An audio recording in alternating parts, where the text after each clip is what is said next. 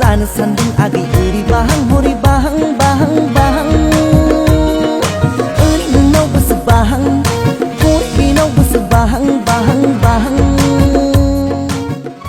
Hello everyone खुलुमबाय आरो नोंथांमोनखौ बयखौबो गिबियावनो एबाउट बड' सेलिब्रिटिस इउटुब चेनेलावहाय बरायग्रोनानै लाग्रोनाय जाबाय लोगोफोर। स' लोगोफोर नोंथांमोननि गेजेराव फैदों आं दायो गोदान मोनसे आपकामिं अफिशियेल बर' मिउजिक भिडिअनि सायावहाय आपडेट्स लानानै। ओरैनोथ' नोंथांमोना बे भिडिअनि टाइटेल थाम्बनेल आरो इन्ट्र'खौनो नायनानै एसेबाबो मिथिखाबाय जानांगौ नङा होमबा लोगोफोर। स' लोगोफोर बे आपकामिं अफिशियेल बर' मिउजिक भिडिअनि टाइटेला मा आरो बेखौ जोङो माब्ला आरो बबे प्रडाक्शन एबा इउटुब चेनेलावहाय नुनो मोनगोन आरो सोर सोरखौ फाव खालामनायखौ नुनो मोनगोन। स' बेफोरखौ आबुङै मिथिनो थाखाय नोंथांमोना भिडिअखौहाय जोबजासिम नायलांबाय थादो लोगोफोर। स' लोगोफोर बे गोदानै फैनो गोनां आपकामिं अफिशियेल बर' मिउजिक भिडिअनि मुं एबा टाइटेलानो जाहैबाय गान्दला राजा। ओमफ्राय लोगोफोर बे गोदानै फैनो गोनां गान्दला राजा आपकामिं अफिशियेल बर' मिउजिक भिडिअ फैनो थांगासिनो जोंहा आरबि फिल्म प्रडाक्शन इउटुब चेनेलनि आन्दारावहाय। ओमफ्राय लोगोफोर बे गोदानै फैनो गोनां आपकामिं अफिशियेल बर' मिउजिक भिडिअजों गाहाय फाव खालामनायखौ नुनो मोनगोन ज्यतिका बसुमतारी बिथांजों लोगोसे थाजिम नार्जारी बिथांमोनखौ। आरो बे गोदानै फैनो गोनां आपकामिं अफिशियेल बर' मिउजिक भिडिअनि मेथाइखौ रोजाबदों रिंखां ब्रह्म बिथां, डिअपिखौ होदों सोरां बसुमतारी बिथां। ओमफ्राय लोगोफोर बे गान्दला राजा आपकामिं अफिशियेल बर' मिउजिक भिडिअखौ जोङो माब्ला नुनो मोनगोन होनोब्ला लोगोफोर बे आपकामिं अफिशियेल बर' मिउजिक भिडिअखौ जोङो 14 फेब्रुवारियावहाय नुनो मोनगोन। स' लोगोफोर नोंथांमोना आं बेनिनो शुटिंनि माखासे भिडिअ क्लिपखौ होना होनि नोंथांमोना नायना लाबानो जाबाय।